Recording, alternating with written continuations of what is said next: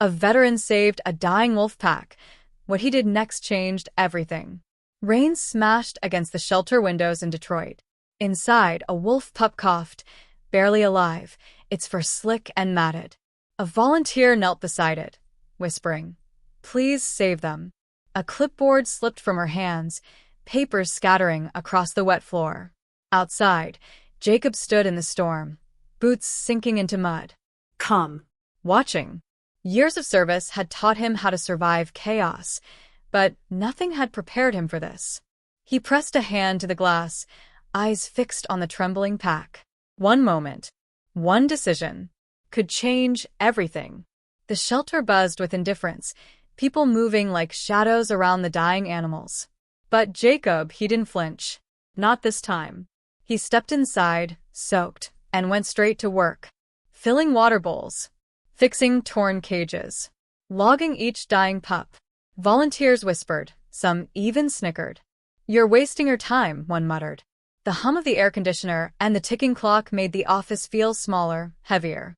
Every eye on him carried doubt, judgment, dismissal. Yet Jacob moved slowly, deliberately. Every small act, cleaning, patching, writing, was quiet defiance. He had been a canine officer, trained in federal wildlife work, but dismissed years ago for speaking the truth. Now, every careful action mattered.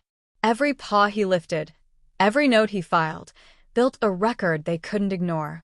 At night, he traced each wolf's injuries in the dim glow of a tablet. He sent a single report to the state wildlife board. Silence fell. The office chatter-stuttered and stopped. Heads lifted. Eyes widened. A manager froze mid-step.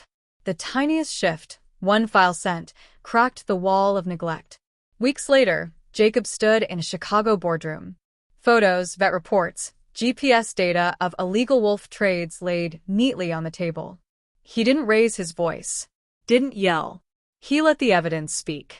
Faces that once mocked him fell slack. A senior manager's hands trembled over the edge of the table.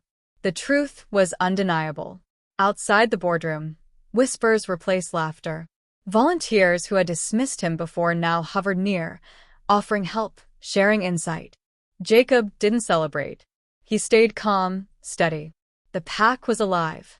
The system, finally listening. Every small, patient act had carried the weight of justice. Payoff, 300 words. And then the reveal. Jacob's past flashed on the boardroom screen. Decorated K-9 officer, whistleblower, veteran. He wasn't just a volunteer. He was the authority the shelter had ignored. Staff gasped, stunned. The humble man who scrubbed floors, patched cages, and logged data. He had the experience, the knowledge, the right to enforce change. The corrupt manager slumped, tie loosening, voice caught. No shouting. No revenge. Only the quiet collapse of someone exposed. Silence became the punishment. Jacob simply stepped back, letting truth do the work. Sunrise broke over the Detroit shelter weeks later. Wolves ran free in the yard, healthy, alive. Jacob hung his badge on the wall, a quiet symbol. Policies were rewritten. Audits launched. Volunteers trained. The storm from the opening scene hadn't stopped. It had moved inside him. And now it moved through the system. He walked to the elevator, calm, purposeful. The world outside hadn't changed completely, but here, where care, patience, and truth had prevailed, life had been saved. If you've ever felt powerless, remember this. The calm ones, quietly, can change everything.